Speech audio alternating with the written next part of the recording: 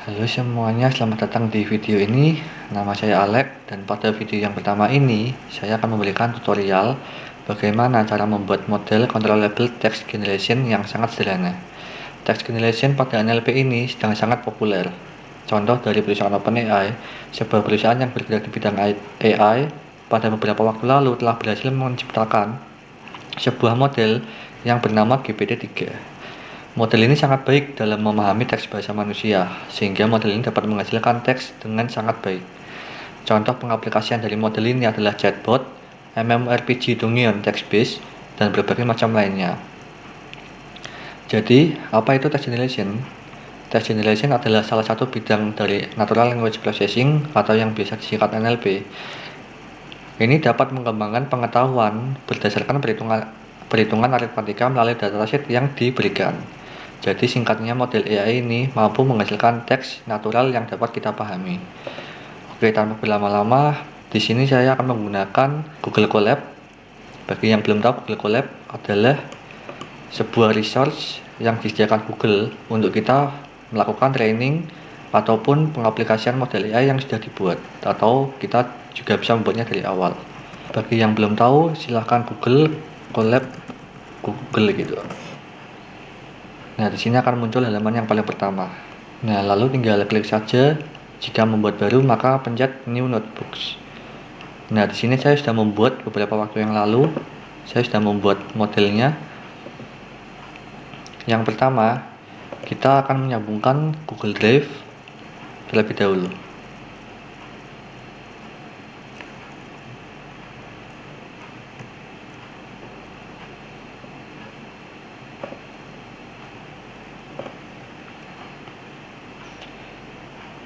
Di sini kita bebas bisa memilih email apa aja. Disarankan kalau ada Google Drive yang unlimited bisa digunakan. Ini akan digunakan untuk menyimpan checkpoint model yang sudah kita buat trainingnya. Tapi kalau nggak mau pakai Google Drive juga tidak apa-apa. Ini semua hanya opsional. Nah, setelah selesai di mount, lalu kita akan mendownload dataset dari wiki menggunakan codingan ini. Kita akan menggunakan dataset yang berbahasa Indonesia. Nah, setelah selesai, maka kita akan memasukkan ke dalam file txt untuk kata-katanya. Di sini ada if counter lebih dari 100.000. Itu berarti kan di dalam dataset yang dari wiki itu dipecah menjadi beberapa line. Nah, ini 100.000 ini berarti kita akan cuma menggunakan 100.000 line. Nah, di sini kalau yang belum mempunyai dataset tersebut bisa di-run. Lalu saya ini sudah mendownload beberapa waktu yang lalu dan memasukkan ke Google Drive, jadi saya akan menggunakan dataset yang dari Google Drive saya tersebut. Nah, kita lalu import, kita akan menggunakan TensorFlow, Keras, NumPy, OS, String, dan Ray. Kita akan mengimpor yang dibutuhkan saja. Nah, jika sudah selesai, kita akan mendefinisikan variabel. Di sini karena datanya 100.000 line, kita membagi menjadi 512 batch. Ukurannya 512. Lalu sequence inputnya kita akan menggunakan 4 saja. Terus max feature ini adalah max dari vocabulary yang akan kita gunakan. Nah, karena di sini terbatas, maka saya akan memaksimalkan dengan 150.000 vocabulary. Sequence length sama dengan input sequence size. Nah, ini dihapus saja karena tidak diperlukan. Nah, lalu kita akan membuat dataset yang berupa format tensor dari dataset wiki yang sudah kita download tadi. Kita run. Fungsi dari baris ini adalah dari txt kita konversikan ke bentuk tensor. Ini contoh data yang kita download tadi. Nah, di sini saya mengambil 10. Di sini adalah 10 line yang ada di dataset tersebut. Lalu kita lakukan tokenisasi, yaitu memecah beberapa kata menjadi satu kata. Di sini bisa dilihat sudah terpecah yang dari awalnya berkas DNA, struktur, key, label, menjadi berkas, lalu DNA, struktur, lalu kita membuat tensor dari tokenisasi tersebut. Nah, di sini ada berkas, ada DNA, struktur, kita memecah lagi.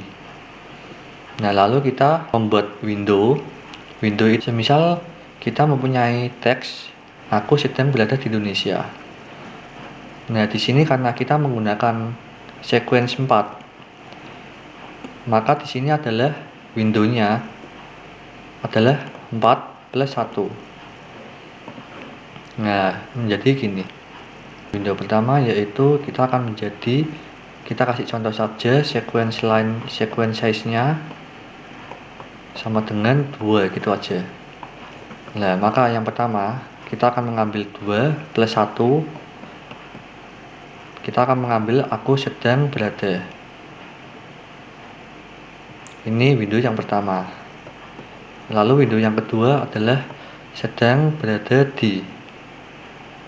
Ini window kedua. Lalu window ketiga teksnya adalah berada di Indonesia. Nah, lalu muncul pertanyaan, kenapa harus plus 1? Nah, karena 3 ini yang kita ambil, 2-nya sebagai data X, lalu satunya menjadi data Y yang akan kita gunakan sebagai satu sequence untuk training nantinya.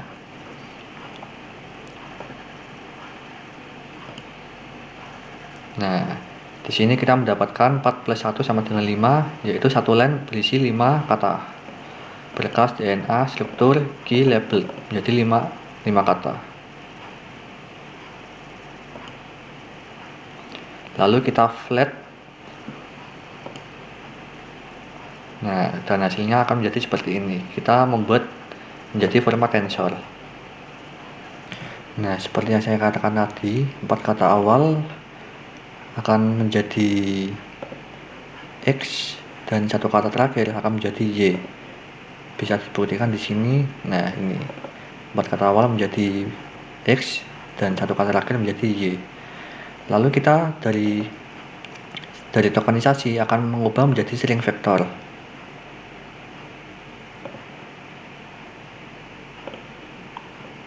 Nah, di sini akan menjadi satu string vektor. Kita bisa lihat shape-nya masih unknown dan sudah berbentuk tensor ini. Lalu kita akan reshape untuk X-nya menjadi 2D. Nah, seperti ini. Nah, lalu kita akan lakukan standarisasi, yaitu berupa melowercase-kan semua kata, lalu strip kata-kata HTML yang tidak berguna, kita buang, lalu strip 6, strip punctuation. Nah, lalu kita membuat model untuk vektorisasi teks. Jadi teks yang dari string akan dirubah menjadi angka.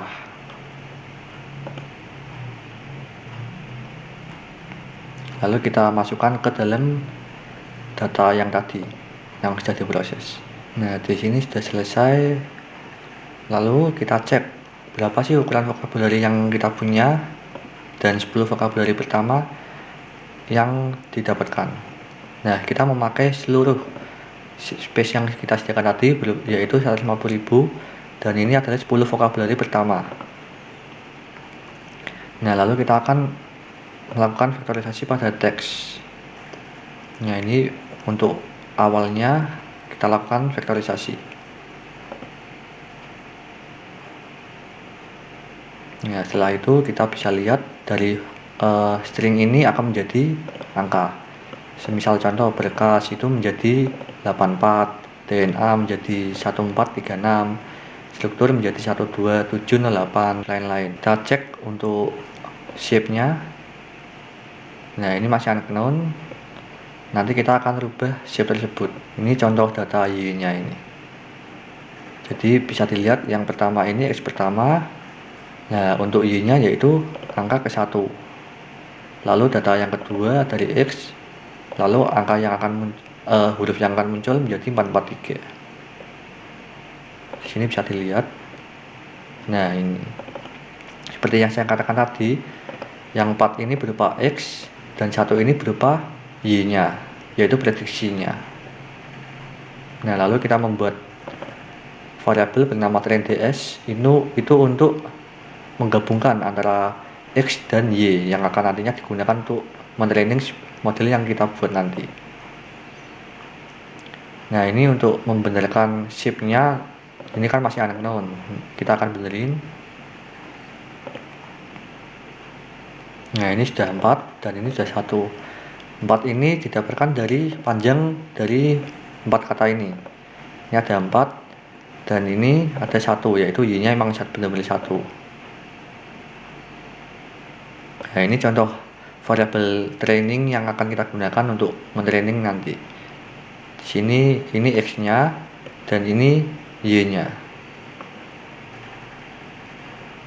Nah, lalu kita membuat batch, yaitu batch size nya di 512 batch, lalu kita cache, lalu kita pre-fetch, biar nanti bisa digunakan sebagai iterasi di dalam model trainingnya nanti.